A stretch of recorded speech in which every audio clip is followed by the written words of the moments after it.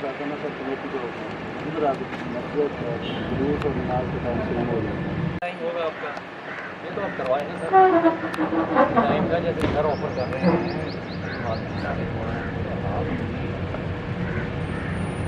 हो गया, चलते जाएंगे बस ठीक है। अगर हम अपनी पिछली दफ़ा रुके हैं 10 मिनट 15 मिनट हम रुके हैं, 10 मिनट ऊपर नीचे हो जाएगा। सर मैं अर्ज़ करूँ मेंबर मंत्री ये तमाम कौन कमेटी के मेंबर जुलूस के साथ साथ और ये टाइम बाई टाइम ना यहाँ मतलब कि अगर नमाज के वक्त मौसम के अतबार से तो ये बिफोर द जुलूस नमाज और औकात के टाइम मैनेज कर लेती है। बहुत अच्छा, आज तक कोई उस पर इशू से होता है जी।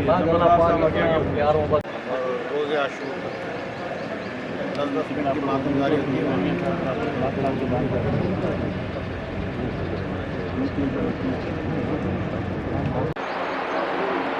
सर एक